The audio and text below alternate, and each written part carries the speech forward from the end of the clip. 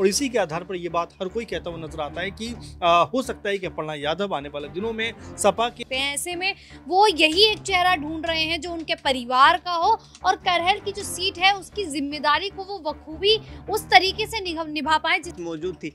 यानी कि साफ तौर पर अक्षय यहाँ पर देखा जा सकता है कि अपर्णा यादव और अखिलेश यादव के बीच क्या अपर्णा यादव अब भारतीय जनता पार्टी छोड़कर के समाजवादी पार्टी में वापसी करेंगी?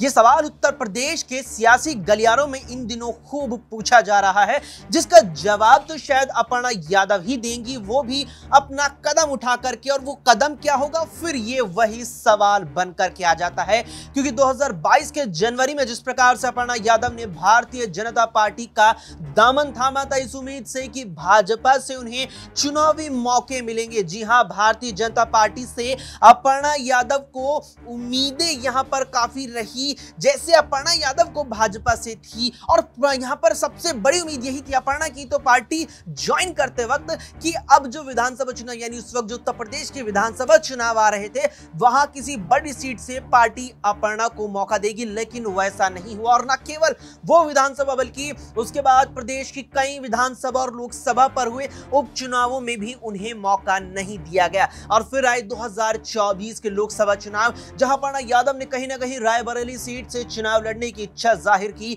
लेकिन वहां पर भी उन्हें मौका नहीं दिया गया। और खबरें इस बात तक की आई कि बीजेपी ने उन्हें यहां मैनपुरी सीट ऑफर की, लेकिन अपर्णा ने साफ कर दिया था कि मैं यहां परिवार के किसी भी सदस्य के खिलाफ चुनावी मैदान में नहीं उतरूंगी। ऐसे में अब अपर्णा यादव को लेकर तमाम सवाल उठ रहे हैं, और उन तमाम सवालों पर न्यूज रूम में मौजूद अपने तमाम सहयोगियों से बात करेंगे। आखिरकार बात जरूरी है।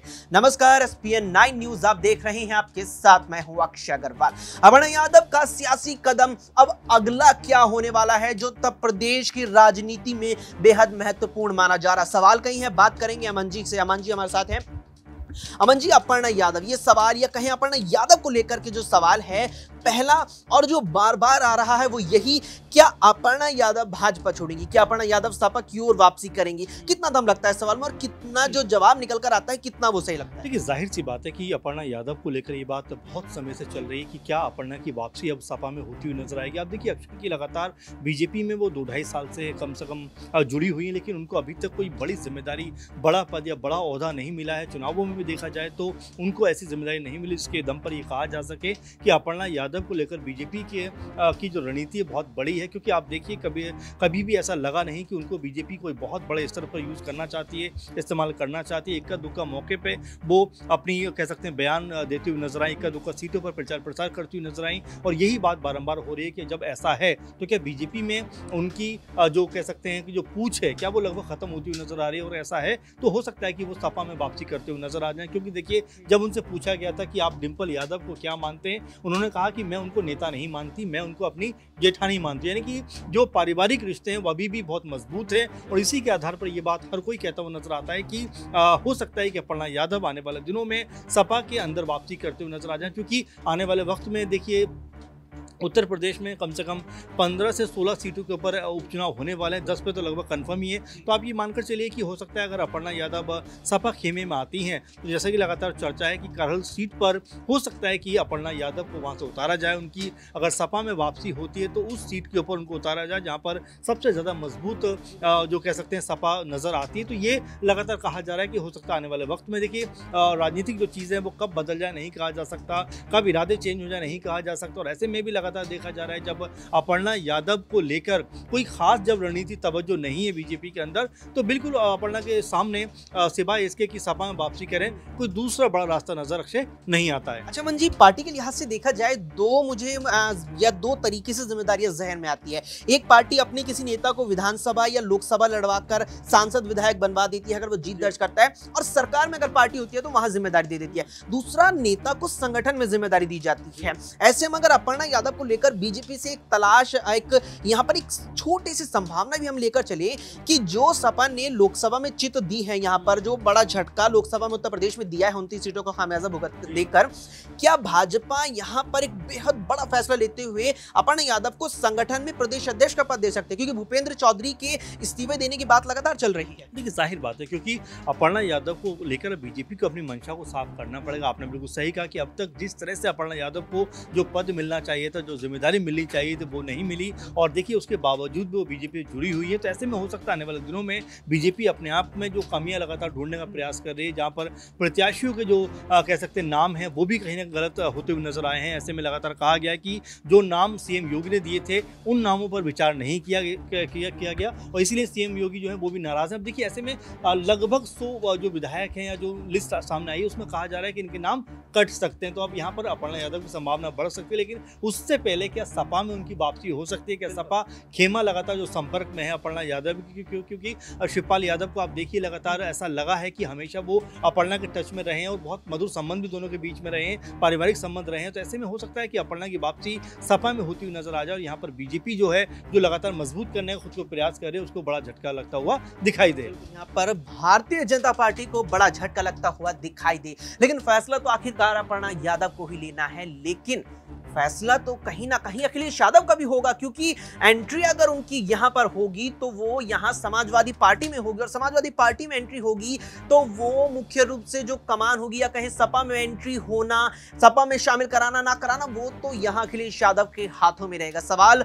यहां हमारी सहयोगी शालिनी से रहेगा। शालिनी, यहां अगर विधानसभा के लिहाज से देखा जाए, करहल उत्तर प्रदेश की वो विधानसभा सीट है जो समाजवादी पार्टी की सबसे मजबूत क्षेत्रों में से एक मानी जाती है। करहल पर उपचुनाव है, क्या हमें ये चीज देखने को मिल सकती है कि अखिलेश यादव अपर्णा यादव को पार्टी में स्वीकार भी करेंगे और उन्हें करहल जैसी सीट जिससे वो खुद विधायक रहे, चुनाव लड़ा 22 में, वहां से उन्हें मौका देंगे? यहाँ पर देखिए अक्षय, यही कयास लगाए जा रहे हैं कि अगर अपर्णा यादव की समाजवादी पार्टी में एक बार वापसी होती है फिर से, तो ये कहा जा सकता है कि यहाँ करहल की जो जिम्मेदारी है, करहल जो सीट है वो अपर्णा यादव को सौंपी जा सकती है, क्योंकि करहल सीट अखिलेश यादव की एक पारिवारिक सीट कह सकते हैं कि मानी जाती है। और ऐसे में अखिलेश यादव किसी बाहरी इंसान को या कह सकते हैं किसी बाहरी नेता को वो सीट नहीं सौंप सकते हैं। ऐसे में वो यही एक चेहरा ढूंढ रहे हैं जो उनके परिवार का हो और करहल की जो सीट है उसकी जिम्मेदारी को वो बखूबी उस तरीके से निभा पाए जिस तरीके से अखिलेश यादव निभाते आ रहे हैं। ऐसे में अपर्णा यादव की यहाँ देखा जा सकता है कि वापसी हो सकती है। अगर बीते लोकसभा चुनाव की बात की जाए तो यहाँ अपर्णा यादव को भारतीय जनता पार्टी मौका ही नहीं देती है।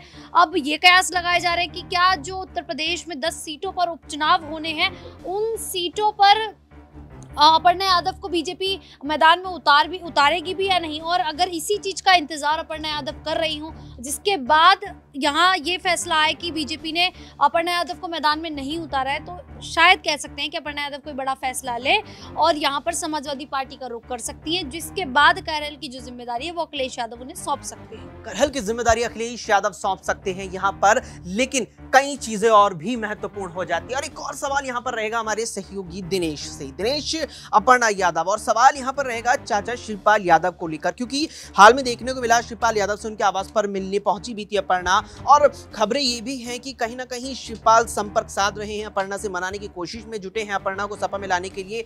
क्या शिवपाल यादव, क्या चाचा शिवपाल के कहने पर वो सपा का रुख कर सकते हैं? देखिए, यहाँ पर शिवपाल यादव और समाजवादी पार्टी का जो अभी तक का जो सियासी आधार रहा है वो विशेष तौर पर नेताजी के निधन के बाद ज़्यादा मधुर हो गया है। और देखा जाए तो 2017 में जब शिवपाल यादव ने प्रगतिशील समाजवादी पार्टी का गठन किया था उस वक्त अपर्णा यादव उनके साथ मौजूद थी।